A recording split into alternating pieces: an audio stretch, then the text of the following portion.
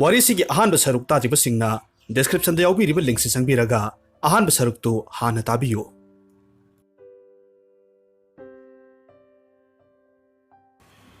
ꯂꯥꯏꯅꯤꯡꯕ ꯑꯍꯜꯗꯨꯅ ꯑꯃꯨꯛ ꯍꯥꯏꯔꯛꯂꯝꯃꯤ, "ꯏꯆꯥꯅꯨꯄꯤ, ꯃꯗꯨ ꯅꯍꯥꯛꯅ ꯈꯪꯅ ꯇꯧꯈꯤꯕ ꯅꯠꯇꯦ, ꯑꯗꯨꯅ ꯅꯍꯥꯛꯀꯤ ꯅꯔꯥꯜ ꯀꯔꯤꯁꯨ ꯂꯩꯇꯦ꯫ ꯄꯨꯝꯅꯃꯛꯁꯤꯒꯤ ꯃꯊꯛꯇ ꯅꯍꯥꯛꯇꯤ ꯃꯌꯥꯝꯒꯤ ꯊꯋꯥꯏ ꯀꯟꯒꯗꯧꯔꯤꯕꯅꯤ." ꯑꯁꯨꯝꯅ ꯋꯥꯔꯤ ꯀꯌꯥꯃꯔꯨꯝ ꯁꯥꯔꯒ ꯂꯥꯛꯄꯗ ꯅꯣꯡ ꯉꯥꯜꯂꯝꯗꯥꯏꯒꯤ ꯃꯇꯝꯗ ꯀꯣꯅꯨꯡ ꯌꯧꯁꯤꯜꯂꯛꯂꯦ꯫ "ꯐꯔꯦ ꯏꯆꯥꯅꯨꯄꯤ, ꯅꯍꯥꯛ ꯅꯊꯟꯇ ꯀꯣꯅꯨꯡ ꯃꯅꯨꯡꯗ ꯆꯪꯈ꯭ꯔꯣ꯫ ꯑꯩꯅ ꯍꯥꯏꯈꯤꯕꯗꯣ ꯀꯥꯎꯒꯅꯨꯀꯣ."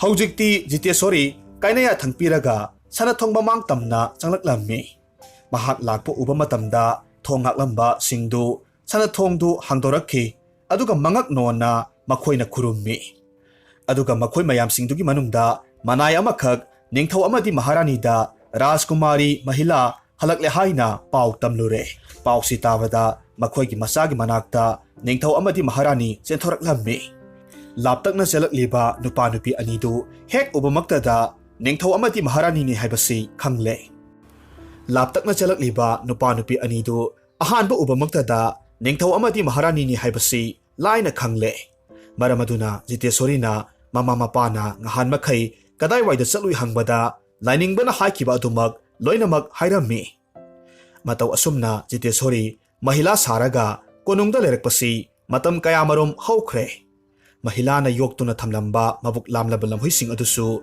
ꯎꯃꯪꯒꯤ ꯃꯥꯏꯀꯩꯗ ꯊꯥꯗꯣꯛꯈ꯭ꯔꯦ꯫ ꯃꯍꯥꯛꯀꯤ ꯃꯤꯅꯨꯡꯁꯤ ꯍꯩꯕ, ꯊꯧꯖꯥꯜ ꯂꯩꯕ ꯃꯇꯧ ꯀꯌꯥꯃꯔꯨꯝꯁꯤꯗ ꯃꯍꯤꯂꯥꯕꯨ ꯀꯤꯔꯝꯕ ꯃꯤꯌꯥꯝꯒꯤ ꯑꯀꯤꯕꯁꯨ ꯇꯞꯅ ꯇꯞꯅ ꯃꯥꯡꯈꯤ꯫ ꯏꯪꯅ ꯆꯤꯛꯅ ꯂꯩꯕ ꯍꯧꯔꯛꯂꯦ꯫ ꯃꯍꯤꯂꯥꯕꯨ ꯌꯥꯔꯝꯗꯕ ꯀꯌꯥꯁꯨ ꯃꯉꯣꯟꯗ ꯊꯋꯥꯏ ꯂꯨꯞꯅꯔꯛꯂꯦ꯫ ꯅꯣꯡꯃꯒꯤ ꯅꯨꯃꯤꯠ ꯑꯃꯗ ꯃꯍꯥꯛ ꯇꯨꯝꯕ ꯌꯥꯔꯝꯗꯦ꯫ ꯃꯍꯥꯛ ꯀꯣꯅꯨꯡꯁꯤꯗ ꯀꯣꯏꯅ ꯆꯠꯂꯝꯃꯤ꯫ ꯃꯇꯝꯁꯤꯗ ꯅꯤꯡꯊꯧ ꯑꯃꯗꯤ ꯃꯍꯥꯔꯥꯅꯤꯒꯤ ꯀꯥ ꯃꯅꯨꯡꯗ ꯀꯔꯤꯅꯣ ꯄꯦꯗ꯭ꯔꯦꯛ ꯄꯦꯗ꯭ꯔꯦꯛ ꯂꯥꯎꯅ ꯍꯧꯅ ꯁꯥꯏꯕꯒꯤ ꯃꯈꯣꯜ ꯑꯃꯈꯛ ꯇꯥꯔꯛꯂꯝꯃꯤ꯫ ꯃꯁꯤꯗ ꯃꯍꯥꯛꯅ ꯀꯔꯤꯅꯣ ꯍꯥꯏꯗꯅ ꯆꯪꯁꯤꯜꯂꯒ ꯊꯣꯡꯒꯤ ꯀꯥꯔꯛ ꯑꯗꯨꯗꯒꯤ ꯂꯣꯟꯅ ꯌꯦꯡꯉꯤ꯫ ꯃꯇꯝꯗꯨꯗ ꯅꯤꯡꯊꯧ ꯑꯃꯗꯤ ꯃꯍꯥꯔꯥꯅꯤꯗꯨꯅ ꯇꯥꯏꯕꯪ ꯃꯤ ꯑꯃꯈꯛ ꯍꯤꯡꯅ ꯊꯨꯗꯦꯛꯂꯒ ꯍꯥꯎꯅ ꯆꯥꯔꯤꯕꯗꯨ ꯎꯔꯦ꯫ ꯃꯁꯤꯗꯒꯤꯗꯤ ꯃꯍꯥꯛ ꯊꯨꯅ ꯃꯥꯒꯤ ꯀꯥꯗ ꯂꯥꯛꯂꯒ ꯂꯩꯔꯝꯃꯤ꯫ ꯃꯍꯥꯛꯅ ꯈꯪꯂꯦ ꯃꯗꯨꯗꯤ ꯃꯐꯝꯁꯤꯗ ꯂꯩꯔꯤꯕ ꯅꯤꯡꯊꯧ ꯑꯃꯗꯤ ꯃꯍꯥꯔꯥꯅꯤꯁꯤ ꯍꯤꯡꯆꯥꯕ ꯍꯤꯡꯆꯥꯕꯤꯅꯤ ꯍꯥꯏꯕꯁꯤ ꯈꯪꯂꯦ꯫ ꯑꯗꯨꯒ ꯃꯁꯥꯗ ꯋꯥꯍꯪ ꯀꯌꯥꯃꯔꯨꯝꯁꯨ ꯍꯪꯖꯔꯝꯃꯤ꯫ ꯃꯐꯝꯁꯤꯗ ꯂꯩꯔꯤꯕ ꯃꯍꯥꯔꯥꯅꯤ ꯑꯃꯗꯤ ꯅꯤꯡꯊꯧꯁꯤ ꯍꯤꯡꯆꯥꯕ ꯍꯤꯡꯆꯥꯕꯤ ꯑꯣꯏꯔꯕꯗꯤ ꯑꯁꯦꯡꯕ ꯃꯍꯥꯔꯥꯅꯤ ꯑꯃꯗꯤ ꯅꯤꯡꯊꯧꯗꯨ ꯀꯗꯥꯏꯋꯥꯏꯗ ꯆꯠꯈ꯭ꯔꯕ? ꯀꯔꯤꯒꯨꯝꯕ ꯑꯃꯗꯤ ꯂꯣꯠꯂꯒ ꯂꯩꯔꯦ ꯍꯥꯏꯕꯁꯤ ꯃꯍꯥꯛ ꯇꯔꯥꯏꯅ ꯈꯪꯂꯝꯃꯤ꯫ ꯅꯨꯃꯤꯠꯁꯤꯗꯒꯤ ꯍꯧꯅ ꯑꯔꯣꯟꯕꯁꯤꯡꯁꯤ ꯈꯪꯅꯕꯒꯤꯗꯃꯛ ꯃꯍꯥꯛ ꯀꯣꯅꯨꯡꯁꯤꯒꯤ ꯀꯥꯆꯤꯟ ꯀꯣꯌꯥ ꯁꯤꯟꯕ ꯊꯨꯡꯅ ꯑꯍꯤꯡꯒꯤ ꯃꯇꯝꯗ ꯆꯠꯂꯝꯃꯤ꯫ ꯅꯣꯡꯃꯗꯤ ꯃꯍꯥꯛ ꯁꯣꯏꯕꯗꯒꯤ ꯀꯣꯅꯨꯡꯒꯤ ꯀꯥꯆꯤꯟ ꯑꯃꯗ ꯂꯩꯕ ꯑꯀꯨꯠꯄ ꯃꯐꯝ ꯑꯃꯗ ꯑꯣꯟꯊꯛꯈꯤꯔꯝꯃꯤ꯫ ꯃꯐꯝꯁꯤꯗ ꯃꯁꯤꯡ ꯊꯤꯉꯝꯗ꯭ꯔꯕ ꯀꯥ ꯀꯌꯥꯃꯔꯨꯝ ꯑꯃꯒ ꯑꯃꯒ ꯐꯥꯎꯗꯣꯛ ꯐꯥꯎꯖꯤꯟ ꯌꯥꯕꯒꯤ ꯃꯑꯣꯡꯗ ꯂꯩꯔꯝꯃꯤ꯫ ꯍꯥꯏꯔꯤꯕ ꯀꯥ ꯃꯌꯥꯝꯗꯨꯗ ꯃꯊꯪ ꯃꯊꯪ ꯑꯁꯨꯝ ꯆꯠꯂꯕꯁꯨ ꯀꯔꯤꯃꯠꯇ ꯊꯦꯡꯅꯔꯝꯗꯦ꯫ ꯃꯁꯤꯗꯒꯤꯗꯤ ꯃꯐꯝꯁꯤꯗꯒꯤ ꯊꯣꯛꯈ꯭ꯔꯒꯦ ꯍꯥꯏꯅ ꯈꯜꯂꯦ꯫ ꯃꯔꯝ ꯑꯗꯨꯅ ꯃꯍꯥꯛ ꯊꯣꯛꯀꯦ ꯇꯧꯕ ꯃꯇꯝꯗꯗꯤ ꯀꯔꯣꯝꯗ ꯆꯠꯂꯒ ꯑꯉꯝꯕꯗꯨ ꯀꯥꯒꯗꯧꯕꯅꯣ ꯍꯥꯏꯕꯗꯨ ꯈꯪꯈꯤꯗ꯭ꯔꯦ꯫ ꯇꯧꯐꯝ ꯈꯪꯗ ꯃꯍꯥꯛ ꯐꯛꯂꯥꯡ ꯑꯃꯗ ꯉꯥꯊꯔꯨꯔꯦ꯫ ꯐꯛꯂꯥꯡꯗꯨ ꯉꯥꯊꯔꯨꯕ ꯃꯇꯝꯗ ꯃꯈꯣꯜ ꯑꯃꯈꯛ ꯊꯣꯔꯛꯂꯝꯃꯤ꯫ ꯃꯍꯥꯛꯅ ꯐꯛꯂꯥꯡꯗꯨꯗ ꯍꯟꯖꯤꯟ ꯍꯟꯖꯤꯟ ꯊꯦꯡꯕ ꯃꯇꯝꯗ ꯃꯅꯨꯡꯗꯨ ꯍꯣꯇ꯭ꯔꯣꯡ ꯍꯣꯕꯒꯤ ꯃꯑꯣꯡꯗ ꯃꯈꯣꯜ ꯊꯣꯔꯛꯂꯝꯃꯤ꯫ ꯃꯁꯤꯗꯒꯤꯗꯤ ꯃꯍꯥꯛꯅ ꯐꯛꯂꯥꯡꯗꯨꯗ ꯌꯥꯝꯅ ꯀꯟꯅ ꯀꯥꯎꯔꯨꯕ ꯃꯇꯝꯗ ꯐꯛꯂꯥꯡꯗꯨ ꯀꯥꯏꯊꯣꯛꯈ꯭ꯔꯦ꯫ ꯑꯗꯨꯒ ꯁꯨꯔꯨꯡ ꯑꯃꯈꯛ ꯊꯦꯡꯅꯔꯦ꯫ ꯑꯗꯨꯗꯒꯤꯗꯤ ꯃꯍꯥꯛ ꯁꯨꯔꯨꯡꯗꯨꯒꯤ ꯃꯅꯨꯡ ꯇꯝꯅ ꯆꯪꯂꯛꯂꯝꯃꯤ꯫ ꯐꯅ ꯁꯥꯡꯅ ꯆꯪꯂꯛꯂꯕꯒꯤ ꯃꯇꯨꯡꯗ ꯑꯍꯜ ꯑꯣꯏꯔꯕ, ꯄꯣꯛꯅ ꯄꯨꯡꯉꯧ ꯉꯧꯕ, ꯍꯅꯨꯔꯕ ꯍꯅꯨꯔꯕꯤ ꯃꯈꯣꯏ ꯑꯅꯤꯈꯛ ꯃꯈꯣꯡ ꯃꯈꯨꯠ ꯄꯨꯜꯂꯒ ꯂꯩꯔꯝꯕ ꯊꯦꯡꯅꯔꯦ꯫ ꯍꯅꯨꯕ ꯍꯅꯨꯕꯤ ꯑꯅꯤꯗꯨ ꯌꯦꯡꯕ ꯃꯇꯝꯗ ꯐꯤꯕꯝ ꯑꯁꯨꯛꯀꯤ ꯃꯇꯤꯛ ꯁꯣꯛꯂꯝꯃꯤ꯫ ꯁꯔꯨꯗ ꯎꯟꯁꯥꯇꯅ ꯀꯨꯞꯄꯤ꯫ ꯃꯇꯝꯗꯨꯗ ꯍꯅꯨꯕꯗꯨꯅ ꯑꯃꯨꯛ ꯍꯥꯏꯔꯛꯂꯝꯃꯤ, "ꯅꯨꯄꯤꯃꯆꯥ, ꯅꯍꯥꯛꯄꯨ ꯃꯐꯝꯁꯤꯗ ꯃꯇꯧ ꯀꯔꯝꯅ ꯂꯥꯛꯄꯅꯣ? ꯑꯁꯨꯛ ꯀꯨꯏꯔꯕ ꯃꯇꯝꯁꯦ ꯑꯩꯈꯣꯏꯒꯤ ꯅꯥꯛꯇ ꯀꯅꯥꯁꯨ ꯂꯥꯛꯈꯤꯕ ꯂꯩꯇ꯭ꯔꯤ." ꯖꯤꯇꯦꯁꯣꯔꯤꯅ ꯈꯨꯝꯃꯤ, "ꯑꯩꯒꯤ ꯃꯤꯡ ꯃꯍꯤꯂꯥ ꯀꯧꯏ꯫ ꯑꯩ ꯂꯩꯕꯥꯛꯁꯤꯒꯤ ꯔꯥꯖꯀꯨꯃꯥꯔꯤꯅꯤ꯫ ꯑꯩꯒꯤ ꯏꯃꯥ ꯏꯄꯥ ꯑꯣꯏꯔꯒ ꯂꯩꯔꯤꯕꯁꯤ ꯍꯤꯡꯆꯥꯕ ꯍꯤꯡꯆꯥꯕꯤꯅꯤ ꯍꯥꯏꯕꯁꯦ ꯈꯪꯂꯛꯄꯗꯒꯤ ꯀꯔꯤꯒꯨꯝꯕ ꯑꯔꯣꯟꯕ ꯑꯃꯗꯤ ꯂꯩꯔꯦ ꯍꯥꯏꯕꯁꯦ ꯑꯩ ꯈꯪꯂꯤꯕꯅꯤ꯫ ꯑꯗꯨꯅ ꯑꯔꯣꯟꯕꯁꯤꯡꯁꯤ ꯈꯪꯅꯕꯒꯤꯗꯃꯛ ꯀꯣꯅꯨꯡꯒꯤ ꯀꯥꯆꯤꯟ ꯀꯣꯌꯥꯁꯤꯡꯁꯤ ꯑꯍꯤꯡ ꯈꯨꯗꯤꯡꯗ ꯀꯣꯏꯅ ꯁꯤꯟꯕ ꯊꯨꯡꯅ ꯆꯠꯄꯅꯤ꯫ ꯑꯗꯨꯕꯨ ꯁꯣꯏꯕꯗꯒꯤ ꯑꯩ ꯃꯐꯝꯁꯦ ꯌꯧꯔꯛꯄꯅꯤ꯫ ꯑꯍꯜꯁꯤꯅ ꯑꯃꯨꯛ ꯍꯥꯏꯔꯛꯏ, ꯑꯩꯗꯤ ꯏꯆꯥ ꯄꯣꯛꯈꯤꯗꯦꯅ꯫ ꯅꯉꯣꯟꯗ ꯀꯅꯥꯒꯨꯝꯕ ꯑꯃꯈꯛꯅ ꯋꯥꯁꯦꯝꯂꯣꯟ ꯁꯥꯖꯤꯟꯕꯤꯔꯦ꯫ ꯅꯍꯥꯛꯀꯤ ꯑꯁꯦꯡꯕ ꯋꯥꯔꯤꯗꯣ ꯑꯩꯉꯣꯟꯗ ꯂꯤꯌꯨ꯫ ꯃꯁꯤꯗꯒꯤꯗꯤ ꯖꯤꯇꯦꯁꯣꯔꯤꯅ ꯃꯍꯥꯛꯅ ꯍꯦꯛ ꯒ꯭ꯌꯥꯟ ꯇꯥꯔꯛꯄꯗꯒꯤ ꯉꯁꯤ ꯐꯥꯎꯕꯒꯤ ꯊꯣꯛꯈꯤꯕ ꯋꯥꯔꯤ ꯄꯨꯝꯕ ꯂꯣꯏꯅꯃꯛ ꯂꯤꯔꯝꯃꯤ꯫ ꯋꯥꯔꯤꯁꯤꯡꯗꯨ ꯃꯨꯟꯅ ꯇꯥꯔꯕꯒꯤ ꯃꯇꯨꯡꯗ ꯑꯍꯜꯁꯤꯅ ꯑꯃꯨꯛ ꯍꯥꯏꯔꯛꯏ, ꯂꯥꯏꯅꯤꯡꯕꯗꯨꯅ ꯀꯔꯤꯒꯤꯗꯃꯛ ꯅꯉꯣꯟꯗ ꯋꯥꯁꯦꯝꯂꯣꯟ ꯁꯤꯖꯤꯟꯅꯔꯤꯕ? ꯃꯗꯨ ꯑꯩ ꯈꯪꯕ ꯉꯝꯗ꯭ꯔꯦ꯫ ꯃꯍꯥꯛꯀꯤ ꯑꯣꯏꯕ ꯑꯔꯣꯟꯕ ꯋꯥꯔꯤ ꯑꯃꯈꯛ ꯁꯣꯏꯗꯅꯃꯛ ꯂꯩꯔꯝꯅꯤ꯫ ꯃꯇꯥꯡꯁꯤꯗ ꯖꯤꯇꯦꯁꯣꯔꯤꯅ ꯈꯪꯍꯥꯏ ꯈꯪꯖꯤꯟ ꯑꯣꯏꯅ ꯍꯥꯏꯔꯛꯂꯝꯃꯤ, ꯀꯔꯤ ꯋꯥꯁꯦꯝꯂꯣꯟ ꯍꯥꯏꯕ? ꯃꯁꯤꯗꯒꯤ ꯑꯍꯜꯁꯤꯅ ꯑꯃꯨꯛ ꯋꯥꯔꯤ ꯃꯈꯥ ꯇꯥꯔꯛꯏ, ꯌꯦꯡꯉꯨ ꯏꯕꯦꯝꯃ, ꯑꯩꯍꯥꯛꯅꯤ ꯂꯩꯕꯥꯛꯁꯤꯒꯤ ꯅꯤꯡꯊꯧ ꯍꯥꯏꯕꯗꯣ꯫ ꯑꯩꯒꯤ ꯏꯅꯥꯛꯇ ꯂꯩꯔꯤꯕ ꯑꯍꯜ ꯑꯣꯏꯔꯕꯤꯁꯦ ꯃꯁꯤꯅ ꯃꯍꯥꯔꯥꯅꯤꯅꯤ꯫ ꯑꯩꯈꯣꯏꯅꯤ ꯂꯨꯍꯣꯡꯂꯕꯒꯤ ꯃꯇꯨꯡꯗ ꯏꯃꯤꯠꯇ ꯏꯆꯥ ꯑꯃꯠꯇ ꯎꯗꯕꯗꯒꯤ ꯎꯃꯪꯗ ꯆꯠꯂꯒ ꯂꯥꯏ ꯍꯦꯛ ꯍꯦꯛ ꯅꯤꯡꯂꯝꯃꯤ꯫ ꯅꯣꯡꯃꯗꯤ ꯎꯃꯪꯗꯨꯗ ꯈꯥꯎ ꯑꯃꯈꯛ ꯊꯦꯡꯅꯔꯝꯃꯤ꯫ ꯈꯥꯎꯗꯨ ꯍꯥꯡꯗꯣꯛꯂꯒ ꯌꯦꯡꯕꯗ ꯐꯖꯈ꯭ꯔꯕ ꯃꯤꯡꯁꯦꯜ ꯑꯃꯈꯛ ꯌꯥꯎꯔꯝꯂꯦ꯫ ꯃꯤꯡꯁꯦꯜꯗꯨꯗ ꯃꯨꯟꯅ ꯑꯁꯨꯝ ꯌꯦꯡꯂꯨꯕꯗꯗꯤ ꯌꯦꯡꯕꯗ ꯄꯨꯛꯅꯤꯡ ꯍꯨꯅ ꯅꯤꯡꯊꯤꯖꯔꯕꯤ ꯅꯨꯄꯤ ꯑꯃꯒꯤ ꯃꯃꯤ ꯇꯥꯔꯛꯈꯤ꯫ ꯅꯨꯄꯤꯗꯣ ꯎꯕ ꯃꯇꯝꯗ ꯈꯪꯄ꯭ꯔꯦꯛ ꯈꯪꯕꯗꯒꯤ ꯃꯤꯡꯁꯦꯜꯗꯣ ꯑꯗꯨꯝ ꯈꯪꯂꯪ ꯍꯦꯛ ꯂꯪꯊꯣꯛꯎꯔꯦ꯫ ꯑꯗꯨꯕꯨ ꯑꯉꯛꯄꯅꯤ, ꯃꯤꯡꯁꯦꯜꯗꯨꯗꯒꯤ ꯑꯃꯨꯛ ꯅꯨꯡꯁꯤꯔꯕ ꯈꯣꯟꯖꯦꯜ ꯑꯃꯅ ꯍꯥꯏꯔꯛꯈꯤ, ꯍꯦ ꯊꯧꯖꯥꯜ ꯍꯩꯔꯕ ꯅꯤꯡꯊꯧ, ꯑꯩꯍꯥꯛ ꯎꯃꯪꯒꯤ ꯂꯥꯏꯔꯦꯝꯕꯤꯅꯤ꯫ ꯐꯠꯇꯕ ꯀꯅꯥ ꯑꯃꯅ ꯑꯩꯕꯨ ꯃꯤꯡꯁꯦꯜꯒꯤ ꯃꯅꯨꯡꯁꯤꯗ ꯐꯥꯖꯤꯜꯂꯒ ꯊꯅꯝꯂꯦ꯫ ꯅꯍꯥꯛꯅ ꯑꯩꯍꯥꯛꯄꯨ ꯊꯥꯗꯣꯛꯂꯕꯗꯤ ꯅꯪꯒꯤ ꯑꯄꯥꯝꯕ ꯄꯨꯝꯅꯃꯛ ꯊꯨꯡꯍꯟꯒꯅꯤ ꯍꯥꯏꯔꯛꯈꯤ꯫ ꯃꯆꯥ ꯎꯅꯤꯡꯕꯅ ꯉꯥꯎꯔꯕꯤ ꯃꯍꯥꯔꯥꯅꯤꯅ ꯃꯤꯡꯁꯦꯜꯗ ꯌꯥꯎꯔꯤꯕ ꯂꯥꯏꯔꯦꯝꯕꯤꯗꯣ ꯃꯗꯨ ꯊꯥꯗꯣꯛꯂꯒ ꯏꯆꯥ ꯂꯩꯔꯁꯤ ꯍꯥꯏꯅ ꯌꯥꯝꯅ ꯀꯟꯅ ꯍꯥꯏꯈꯤꯕꯅꯤ꯫ ꯑꯗꯨꯕꯨ ꯑꯩꯅ ꯆꯤꯡꯅꯕꯗꯒꯤ ꯍꯟꯅ ꯌꯦꯡꯂꯝꯗ ꯃꯍꯥꯔꯥꯅꯤ ꯄꯨꯔꯒ ꯀꯣꯅꯨꯡꯗ ꯑꯗꯨꯃꯛ ꯍꯜꯂꯛꯈꯤ꯫ ꯑꯩꯒꯤ ꯃꯇꯧꯗꯨꯗ ꯃꯍꯥꯔꯥꯅꯤꯗꯤ ꯁꯥꯎꯕꯗꯒꯤ ꯀꯔꯤꯃꯠꯇ ꯆꯥꯎ ꯊꯛꯎ ꯍꯥꯏꯕ ꯑꯃꯠꯇ ꯌꯥꯈꯤꯗ꯭ꯔꯦ꯫ ꯃꯇꯧꯗꯣ ꯌꯦꯡꯕ ꯉꯝꯗꯕꯗꯒꯤ ꯑꯃꯕꯨ ꯑꯣꯏꯔꯦ ꯈꯟꯕꯗꯒꯤ ꯃꯍꯥꯔꯥꯅꯤꯒ ꯂꯣꯏꯅꯅ ꯃꯤꯡꯁꯦꯜꯗꯨꯒꯤ ꯃꯅꯥꯛꯇ ꯑꯃꯨꯛ ꯍꯦꯛ ꯆꯠꯂꯨꯔꯦ꯫ ꯃꯁꯤꯗꯒꯤꯗꯤ ꯑꯩꯍꯥꯛꯅ ꯂꯥꯏꯁꯣꯟ ꯇꯤꯟꯁꯣꯟ ꯇꯧꯔꯒ ꯃꯤꯡꯁꯦꯜꯗꯨꯗ ꯌꯥꯎꯔꯤꯕ ꯂꯥꯏꯔꯦꯝꯕꯤꯗꯣ ꯂꯧꯊꯣꯛꯂꯦ꯫ ꯃꯤꯡꯁꯦꯜꯗꯨꯕꯨ ꯐꯥꯖꯤꯜꯂꯒ ꯊꯝꯂꯝꯕ ꯂꯩꯋꯥꯗꯨ ꯑꯩꯒꯤ ꯂꯩꯋꯥꯅ ꯂꯧꯊꯣꯛꯂꯕꯅꯤꯅ ꯃꯤꯡꯁꯦꯜ ꯃꯅꯨꯡꯗꯒꯤ ꯅꯨꯄꯥ ꯑꯃꯒ ꯅꯨꯄꯤ ꯑꯃꯒ ꯂꯣꯏꯅꯅ ꯃꯈꯣꯏꯒꯤ ꯃꯆꯥꯅꯨꯄꯤ ꯑꯃꯒ ꯈꯨꯗꯛꯇꯨꯗ ꯊꯣꯔꯛꯈꯤ꯫ ꯎꯃꯪꯒꯤ ꯂꯥꯏꯔꯦꯝꯕꯤꯅꯤ ꯈꯜꯂꯨꯕꯗꯣ ꯍꯤꯡꯆꯥꯕꯤ ꯑꯣꯏꯔꯝꯂꯦ꯫ ꯃꯁꯤꯗꯒꯤ ꯍꯤꯡꯆꯥꯕꯤꯗꯨꯅ ꯑꯃꯨꯛ ꯅꯣꯀ꯭ꯔꯦꯝ ꯍꯥꯏꯒ꯭ꯔꯝꯅꯅ ꯑꯩꯈꯣꯏꯗ ꯍꯥꯏꯔꯛꯈꯤ, ꯅꯕꯥꯅꯤꯗꯤ ꯑꯩꯈꯣꯏꯒꯤ ꯊꯋꯥꯏ ꯀꯟꯕꯤꯕꯅꯤꯅ ꯆꯥꯕꯤꯔꯔꯣꯏ ꯍꯥꯏꯅ ꯍꯥꯏꯔꯛꯈꯤ꯫ ꯑꯗꯨꯒ ꯅꯈꯣꯏꯒꯤ ꯂꯩꯕꯥꯛꯀꯤ ꯃꯤꯁꯤꯡꯗꯤ ꯑꯩꯈꯣꯏꯅ ꯈꯟꯗꯨꯅ ꯆꯥꯕ ꯇꯥꯔꯦ꯫ ꯃꯤꯡꯁꯦꯜꯁꯤꯒ ꯂꯣꯏꯅꯅ ꯅꯕꯥꯅꯤ ꯉꯁꯤ ꯍꯥꯏꯕ ꯅꯨꯃꯤꯠꯁꯤꯗꯒꯤ ꯅꯈꯣꯏꯒꯤ ꯀꯣꯅꯨꯡꯒꯤ ꯃꯅꯨꯡꯗ ꯑꯔꯣꯟꯕ ꯃꯐꯝ ꯑꯃꯗ ꯄꯨꯜꯂꯒ ꯊꯝꯂꯒꯦ ꯍꯥꯏꯅ ꯍꯥꯏꯔꯛꯈꯤ꯫ ꯅꯨꯃꯤꯠꯁꯤꯗꯒꯤ ꯍꯧꯅ ꯃꯐꯝꯁꯤꯗ ꯑꯩꯈꯣꯏ ꯂꯩꯔꯛꯂꯤꯕꯅꯤ꯫ ꯃꯈꯣꯏ ꯑꯩꯈꯣꯏꯒꯤ ꯏꯅꯥꯛꯇ ꯑꯃꯨꯛꯇꯪ ꯂꯥꯛꯂꯕꯗꯤ ꯃꯥꯡꯗ ꯇꯥꯔꯤꯕ ꯃꯤꯡꯁꯦꯜꯁꯤꯗ ꯐꯥꯕ ꯉꯝꯕ꯭ꯔꯥ ꯌꯦꯡꯒꯦ ꯍꯥꯏꯗꯅ ꯃꯈꯣꯏ ꯍꯤꯡꯆꯥꯕꯤꯗꯣ ꯐꯥꯅꯅꯕ ꯂꯩꯋꯥ ꯇꯧꯈ꯭ꯔꯕꯅꯤ꯫ ꯑꯗꯨꯕꯨ ꯂꯥꯏꯕꯛ ꯐꯕꯅ ꯑꯃꯨꯛ ꯅꯧꯅ ꯃꯍꯤꯂꯥꯗꯣ ꯑꯩꯈꯣꯏꯒꯤ ꯏꯅꯥꯛꯇ ꯑꯃꯨꯛꯇꯪ ꯂꯥꯛꯈꯤ꯫ ꯑꯗꯨꯅ ꯃꯍꯥꯛꯇꯤ ꯃꯤꯡꯁꯦꯜꯁꯤꯅ ꯆꯤꯡꯁꯤꯜꯂꯒ ꯐꯥꯔꯒ ꯊꯝꯈ꯭ꯔꯕꯅꯤ꯫ ꯃꯁꯤꯒꯤ ꯃꯇꯨꯡꯗ ꯖꯤꯇꯦꯁꯣꯔꯤ ꯃꯤꯡꯁꯦꯜꯗꯨ ꯄꯥꯏꯈꯠꯂꯤ, ꯑꯗꯨꯒ ꯑꯍꯜ ꯑꯣꯏꯔꯕ ꯅꯤꯡꯊꯧ ꯑꯃꯗꯤ ꯃꯍꯥꯔꯥꯅꯤꯗꯨꯒꯤ ꯃꯇꯦꯡꯅ ꯃꯈꯣꯏ ꯄꯨꯟꯅ ꯑꯃꯨꯛ ꯀꯣꯅꯨꯡꯗ ꯀꯥꯈꯠꯂꯛꯂꯦ꯫ ꯃꯅꯝ ꯅꯨꯡꯁꯤꯔꯕ ꯆꯥ ꯆꯟꯗꯟ ꯌꯥꯎꯔꯕ ꯏꯁꯤꯡ ꯑꯁꯦꯡꯕꯗ ꯑꯍꯜ ꯑꯣꯏꯔꯕ ꯅꯤꯡꯊꯧ ꯑꯃꯗꯤ ꯃꯍꯥꯔꯥꯅꯤꯗꯨ ꯏꯔꯨ ꯂꯨꯖꯕꯤꯔꯦ꯫ ꯑꯃꯗꯤ ꯐꯖꯔꯕ ꯑꯁꯦꯡꯕ ꯐꯤꯖꯣꯜ ꯁꯦꯠꯂꯒ ꯗꯔꯕꯥꯔꯗ ꯊꯥꯔꯒ ꯂꯩꯔꯤꯕ ꯁꯤꯡꯍꯥꯁꯟꯗꯨꯗ ꯐꯝꯍꯜꯂꯦ꯫ ꯃꯇꯝ ꯀꯨꯏꯔꯕꯒꯤ ꯇꯨꯡꯗ ꯃꯈꯣꯏꯅ ꯂꯩꯕꯥꯛ ꯋꯥꯌꯦꯜ ꯇꯧꯖꯔꯝꯕ ꯁꯤꯡꯍꯥꯁꯟꯗꯨꯗ ꯑꯃꯨꯛ ꯅꯧꯅ ꯐꯝꯕ ꯐꯪꯖꯕꯗꯨꯗ ꯃꯈꯣꯏ ꯑꯅꯤꯗꯨ ꯃꯃꯤꯠꯇ ꯃꯄꯤ ꯇꯥꯅ ꯍꯥꯏꯔꯛꯂꯝꯃꯤ, ꯅꯨꯄꯤꯃꯆꯥ, ꯅꯍꯥꯛ ꯃꯇꯝ ꯆꯨꯞꯄꯗ ꯌꯥꯏꯐꯕꯤ ꯍꯥꯏꯕꯗꯣ ꯑꯣꯏꯌꯨ꯫ ꯃꯇꯤꯛ ꯃꯉꯥꯜ ꯊꯣꯛꯅ ꯍꯤꯡꯉꯨ꯫ ꯑꯁꯨꯝꯅ ꯂꯩꯔꯤꯉꯩ ꯃꯇꯝꯁꯤꯗ ꯍꯤꯡꯆꯥꯕꯤ ꯑꯅꯤꯗꯨꯁꯨ ꯃꯐꯝꯗꯨꯗ ꯂꯥꯛꯂꯦꯗꯣ꯫ ꯍꯥꯟꯅꯒꯤ ꯅꯤꯡꯊꯧ ꯑꯃꯗꯤ ꯃꯍꯥꯔꯥꯅꯤꯗꯨ ꯂꯩꯔꯝꯕ ꯎꯕꯗꯨꯗ ꯌꯥꯝꯅ ꯁꯥꯎꯅ ꯂꯥꯎꯔꯛꯂꯝꯃꯤ꯫ ꯃꯇꯝꯁꯤꯗ ꯖꯤꯇꯦꯁꯣꯔꯤꯅ ꯃꯈꯨꯠꯅ ꯄꯥꯏꯔꯤꯕ ꯃꯤꯡꯁꯦꯜꯗꯨ ꯃꯈꯣꯏ ꯑꯅꯤ ꯇꯝꯅ ꯂꯪꯁꯤꯜꯂꯤ꯫ ꯃꯤꯡꯁꯦꯜꯗꯨꯅ ꯃꯈꯣꯏ ꯑꯅꯤꯕꯨ ꯆꯤꯡꯁꯤꯟꯈ꯭ꯔꯦ꯫ ꯃꯁꯤꯒꯤ ꯃꯇꯨꯡꯗ ꯍꯤꯡꯆꯥꯕꯤꯁꯤꯡꯅ ꯄꯥꯜꯂꯝꯕꯒꯤ ꯋꯥꯔꯤꯗꯨ ꯂꯩꯕꯥꯛ ꯃꯤꯌꯥꯝꯗꯁꯨ ꯈꯪꯍꯜꯂꯝꯃꯤ꯫ ꯃꯈꯣꯏꯒꯤ ꯍꯥꯟꯅꯒꯤ ꯊꯧꯖꯥꯜ ꯍꯩꯔꯕ ꯅꯤꯡꯊꯧ ꯑꯃꯗꯤ ꯃꯍꯥꯔꯥꯅꯤꯅ ꯑꯃꯨꯛ ꯅꯧꯅ ꯂꯩꯕꯥꯛꯁꯤꯗ ꯄꯥꯜꯂꯛꯄꯁꯤꯗ ꯂꯩꯕꯥꯛ ꯃꯤꯌꯥꯝꯁꯨ ꯑꯗꯨꯛꯀꯤ ꯃꯇꯤꯛ ꯍꯔꯥꯎꯅꯔꯝꯃꯤ꯫ ꯑꯃꯔꯣꯝꯗ ꯖꯤꯇꯦꯁꯣꯔꯤꯗꯨ ꯅꯤꯡꯊꯧ ꯃꯆꯥꯅꯨꯄꯤ ꯑꯃꯒꯨꯝ ꯃꯅꯤꯡ ꯃꯈꯥ ꯇꯝꯅ ꯌꯥꯝꯅ ꯅꯨꯡꯉꯥꯏꯅ ꯂꯩꯈꯤ꯫ ꯂꯩꯕꯥꯛ ꯃꯤꯌꯥꯝꯅꯁꯨ ꯏꯪꯅ ꯆꯤꯛꯅ ꯁꯥꯟꯇꯤ ꯂꯩꯕ ꯉꯝꯂꯛꯂꯤꯕꯁꯤ ꯃꯍꯥꯛꯀꯤ ꯃꯄꯥꯜꯅꯅꯤ ꯍꯥꯏꯗꯨꯅ ꯑꯃꯨꯛꯀ ꯍꯦꯟꯅ ꯃꯍꯥꯛꯄꯨ ꯅꯨꯡꯁꯤꯔꯝꯃꯤ꯫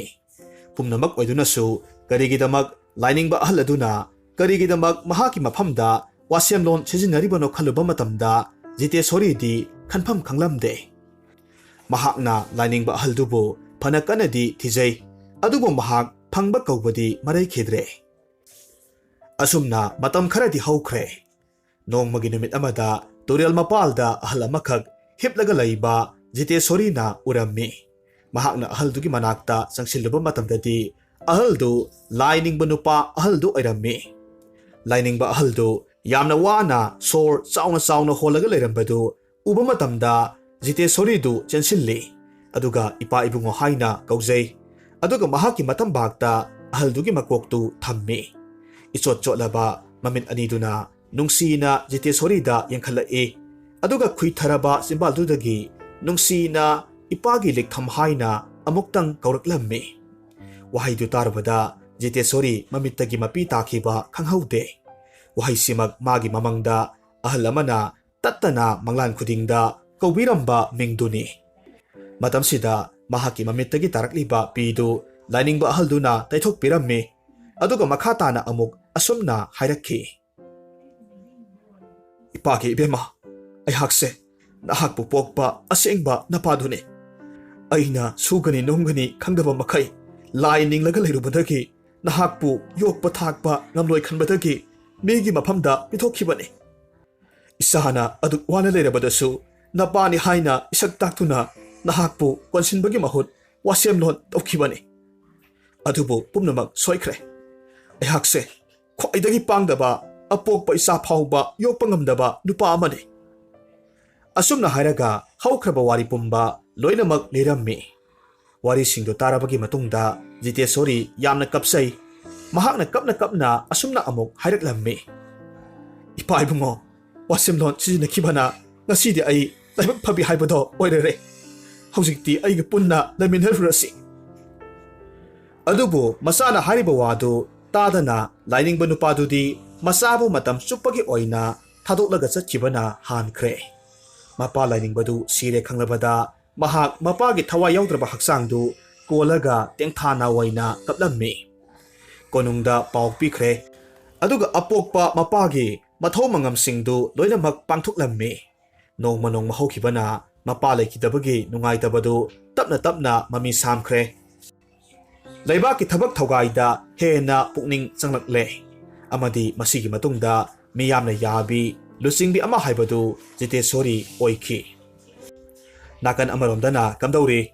ꯂꯂꯤꯇꯥ ꯑꯃꯗꯤ ꯖꯤꯇꯦꯟ ꯃꯈꯣꯏꯅꯤꯒꯤ ꯃꯆꯥꯅꯨꯄꯥꯗꯨ ꯑꯣꯛꯇꯕ ꯊꯕꯛ ꯊꯧꯔꯝ ꯀꯌꯥꯃꯔꯨꯝ ꯇꯧꯔꯨꯕꯗꯒꯤ ꯃꯤꯌꯥꯝꯅ ꯐꯨꯕꯗ ꯁꯤꯈꯤꯔꯝꯃꯤ꯫ ꯃꯆꯥ ꯂꯩꯖꯗ꯭ꯔꯕ ꯃꯇꯩ ꯃꯅꯥꯎ ꯑꯅꯤꯗꯨꯁꯨ ꯑꯍꯜ ꯃꯇꯝ ꯑꯣꯏꯔꯛꯂꯕꯗ ꯌꯣꯛꯄꯤ ꯊꯥꯛꯄꯤꯅꯕ ꯌꯦꯡꯁꯤꯟꯕꯤꯅꯕ ꯀꯅꯥꯁꯨ ꯂꯩꯇ ꯑꯗꯨꯃꯛ ꯀꯪꯂꯒ ꯁꯤꯕ ꯍꯥꯏꯕꯗꯨ ꯑꯣꯏꯈꯤꯔꯝꯃꯤ꯫ ꯃꯈꯣꯏꯒꯤ ꯍꯛꯆꯥꯡꯗꯨꯁꯨ ꯄꯠꯊ ꯄꯨꯝꯊꯔꯕ ꯃꯇꯝꯗ ꯂꯩꯀꯥꯏ ꯃꯤꯌꯥꯝꯅ ꯈꯪꯂꯛꯄꯗꯒꯤ ꯃꯊꯧ ꯃꯉꯝ ꯄꯥꯡꯊꯣꯛꯈꯤ꯫ ꯃꯇꯧ ꯑꯁꯨꯝ ꯇꯧꯅ ꯄꯨꯛꯆꯦꯜ ꯄꯤꯛꯄ, ꯃꯤꯅꯨꯡꯁꯤ ꯈꯪꯗꯕ, ꯀꯔꯥꯝ ꯆꯥꯎꯕ ꯃꯇꯩ ꯃꯅꯥꯎ ꯑꯅꯤꯗꯨ ꯌꯥꯝꯅ ꯋꯥꯅ ꯄꯨꯟꯁꯤ ꯄꯤꯈꯝꯅꯈꯤ꯫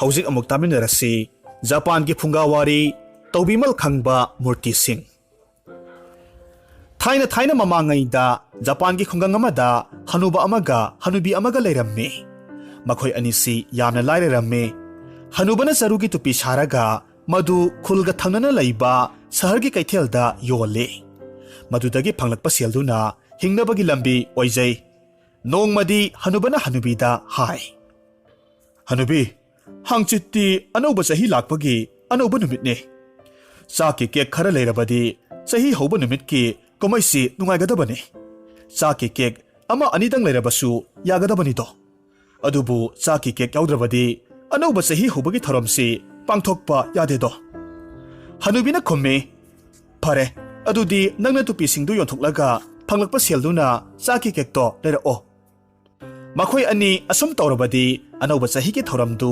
ꯄꯥꯡꯊꯣꯛꯄ ꯌꯥꯔꯒꯅꯤ ꯍꯥꯏꯅ ꯈꯟꯅꯖꯔꯝꯃꯤ꯫ ꯑꯁꯨꯝꯅ ꯃꯊꯪꯒꯤ ꯅꯨꯃꯤꯠꯇ ꯁꯥꯕ ꯂꯣꯏꯔꯕ ꯆꯔꯨꯒꯤ ꯇꯨꯄꯤꯁꯤꯡꯗꯨ ꯄꯨꯔꯒ ꯍꯅꯨꯕꯗꯨ ꯀꯩꯊꯦꯜꯗ ꯌꯣꯜꯂꯨꯅꯕꯒꯤꯗꯃꯛ ꯆꯠꯈ꯭ꯔꯦ꯫ Mahakna kaithel yorabada magi sarugi tupi mangadu leiba lakpa mi ngairamme. Adubu kanamatana magi tupi singdu leibiramde. Tupi singdu amata sitrabada hanubadu yamna ningba kaina kaithel-dagi halakhi. Adubu hena waribadi matamdu ayingba matam oibana maram oiraga ikhang khanghodana un tasilaklamme. Asumna hanubadu yamna nungaita unglaga mayum maikai panglakhi. Mahakna asum yumlomda halakpa matamda singlambida Japan-da angangsinggi ngakpiba laini hainaba Jizo haiba nunggi murti tarukhak parengsana unmarakta leiba ure. Maduda hanubana khalli asuk yamna ingkraba unmaraksida murti singsi loinamak inglamlani do. Asi haiduna mahakki sarugi tupi singdu amamamta oina Jizo singduda upire. Mathang upirakpa matamda magi tupi mangadu loithokre. Ama walibadu magi masadagi lauthoklaga upiramme. Hanubadu tupi uptana unmarakta thak niklaga mayumda hankhi. Inglabasu ingna mahakna tauribadu yamna thaujal haiba thabakni haina khanduna mapukningda aduki matik penjeramme. Asumna hanubadu mayum yorakpa matamda hanubidu mainakta phamlaga leiramme. Aduga hanubina haire unmaraksida ingmana leramlani. Mainaksida mayairo lao. Masigi matungda hanubana mana toromba thabaksingdu hanubida loinamak tamme. Hanubiduna hanubagi wadu tarabagi matungda mahakna toromliba singdu asumba thabakni makhoi ani anauba chahi lakpagi thaujal haiba thabak ama tauba ngamle haina khaluba matamda chauthuk chabaga loinana masina makhoi anigi anauba chahigi thauram pangthokpa oina laurasi haina duna leple. Saki kek yaudrabasu makhoina thamoi sengna anauba chahigi khudol oirasi haina khanare. Matungda makhoi ani numidangi matam osilakpadagi tumnakhre.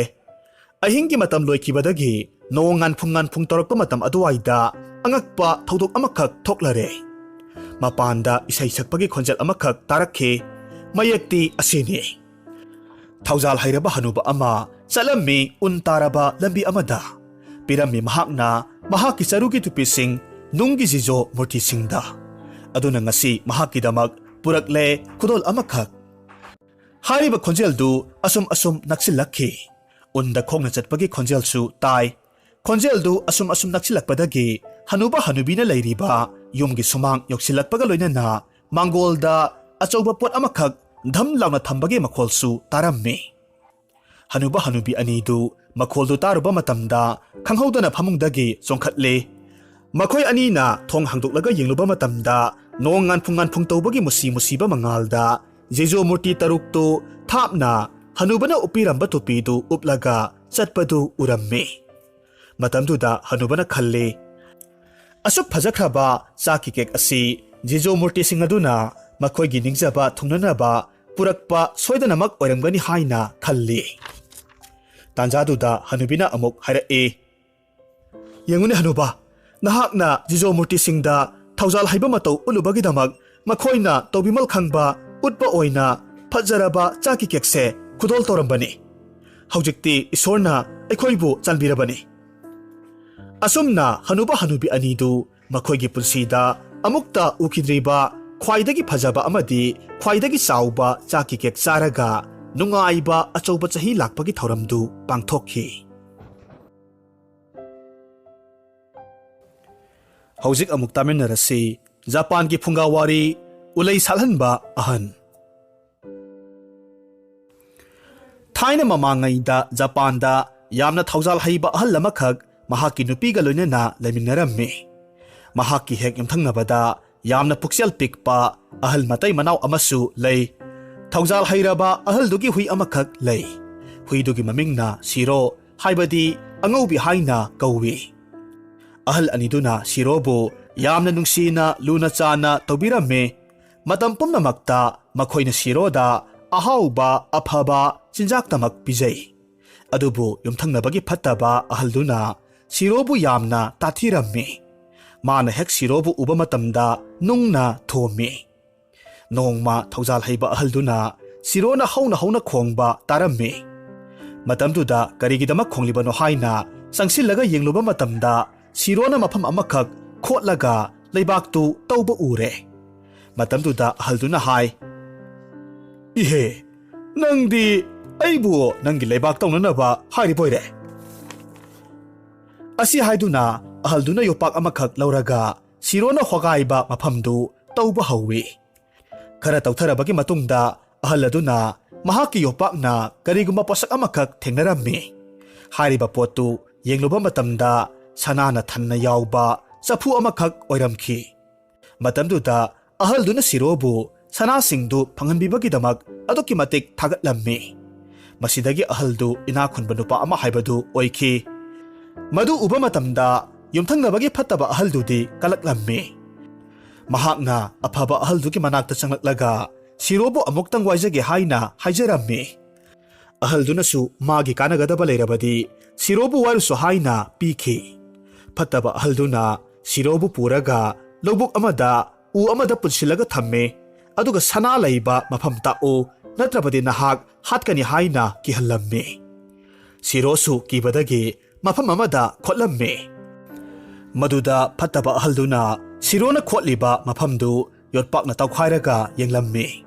Adubu sanagi mahutta akiba phangna namthiraba amot akai kayamarom yauramba thengnarammi.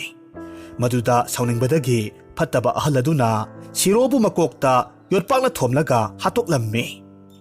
Siro sibagi pautabada thaujal hairaba ahal matai manau anidu mathwai aduki matik nungairamde.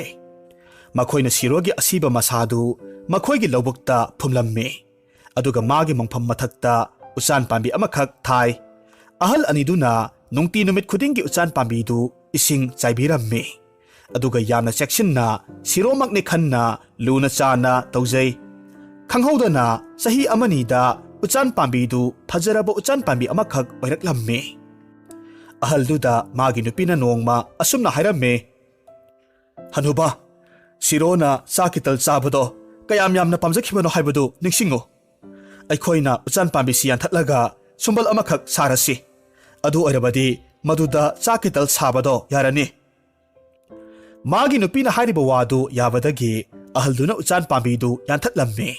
Aduga madudagi achauba sumbal amakhak sare. Nongma makhoina sumbalduda seng mayam amakhak hapchillaga sakital sananaba sem sarammi. Adubu khanghaudana angakpa maongda sak matumgi mahutta sana matum onthokre. Hanuba hanubi anidu sana mayamduna hena inakhunba haibadu oiraklammi. Maduda yumthangnabagi phattaba ahalduna thaujal hairaba ahal matai manauduna tawriba singdu loinamak lona yenglammi. Nongma yumthangnabagi phattaba ahaldu laklammi. Aduga ahalduda magi sumbaldu amukta waijake haina hairammi. Maduda aphaba ahaldunadi sumbaldu pibirammi. Phattaba ahalduna mayum yauraga sumbalda sengdo hapchilli. Aduga sakitaldu sanaba suba hawi. Adubu sanagi mahutta namthiraba apum asa oina thoraklammi. Maduda sauraduna phattaba ahaladuna sumbaldu machet tana khaidoklammi. Aduga mai thadokhi. Aphaba ahalduna magi sumbaldu lawba lakpa matamda ut oina mai thadoklambadu thengnare. Mana ut mayamdu khomjillaga mayumda amuk porakhi. Masigi matung ningthamtha loisilakle. Ahaldugi haikol lekol pumba mana loinamak kenkraba upal ngakta oina oire. Ahalduna sumbaldu mai thakibagi utsingdu mana kelaba upal singduda khara khikpi. Angakpa oina ningthamthaduda upal singdu loinamak lay satpa horaklammi. Angakpa matawduda mipum khudingmakna ahaldugi lekoldu yengba laknarammi. Khungangdugi manakta layba konunggi ningthaw masadusu ahaldugi paudu tare. Ningthaw masadugi konunggi lekonda sakura kauba pambi amakhak haurammi. Madu ningthaw masaduna yamna luna tawjai. Hairiba ningthaw masaduna yaning thalaklaga sakura satpa ngaibadu ngamlamde. Adubu matamna asum haukibana yaning thalaklaba phawbadasu sakuradu mapan satpadi lairadana pumkang kangba urammi. Maduda ningthaw masaduna thuna yangna ahaldu mahakki manaising tharaga kauhallammi. Aduga magi sakuradu lay salhanbinaba haijay. Ahalduna magi ut khara puraklaga uthakta kakhatlammi. Aduga ut singdu khara chaisilli. Khanghaudana sakura pambi singdu ꯀꯪꯂꯝꯕꯗꯒꯤ ꯇꯦꯛꯈꯠꯂꯛꯇꯨꯅ ꯈ꯭ꯋꯥꯏꯗꯒꯤ ꯐꯖꯔꯕ ꯂꯩ ꯁꯥꯠꯄ ꯍꯧꯔꯛꯂꯝꯃꯤ꯫ ꯅꯤꯡꯊꯧꯅ ꯁꯒꯣꯜ ꯇꯣꯡꯂꯒ ꯂꯥꯛꯄ ꯃꯇꯝꯗ ꯂꯩꯔꯝꯂꯤꯕ ꯐꯤꯕꯝꯗꯨ ꯎꯔꯦ꯫ ꯃꯗꯨ ꯎꯕ ꯃꯇꯝꯗ ꯑꯗꯨꯛꯀꯤ ꯃꯇꯤꯛ ꯄꯦꯟꯃꯟꯈꯤꯕꯅ ꯑꯍꯜꯗꯨꯗ ꯁꯅꯥ ꯂꯨꯄꯥ ꯀꯌꯥꯃꯔꯨꯝ ꯈꯥꯎꯖꯥꯎ ꯄꯤꯔꯝꯃꯤ꯫ ꯅꯤꯡꯊꯧ ꯃꯆꯥꯅ ꯑꯍꯜꯗꯨꯕꯨ ꯏꯀꯥꯏ ꯈꯨꯝꯅꯕꯒ ꯂꯣꯏꯅꯅ ꯏꯀꯥꯏ ꯈꯨꯝꯅꯔꯕ ꯂꯩ ꯁꯥꯠꯍꯟꯕ ꯉꯝꯕ ꯃꯤ ꯍꯥꯏꯕ ꯃꯤꯡꯊꯣꯜꯁꯤ ꯄꯤꯕꯒ ꯂꯣꯏꯅꯅ ꯐꯝꯅꯥꯏꯕ ꯑꯣꯏꯅꯁꯨ ꯍꯥꯞꯄꯤꯔꯝꯃꯤ꯫ ꯊꯧꯖꯥꯜ ꯍꯩꯔꯕ ꯑꯍꯜ ꯃꯇꯩ ꯃꯅꯥꯎ ꯑꯅꯤꯗꯨ ꯅꯤꯡꯊꯧꯅ ꯄꯤꯕꯤꯔꯤꯕ ꯂꯟ ꯊꯨꯝꯒ ꯂꯣꯏꯅꯅ ꯃꯇꯝ ꯀꯨꯏꯅ ꯅꯨꯡꯉꯥꯏ ꯌꯥꯏꯐꯅ ꯄꯥꯟꯈꯤ꯫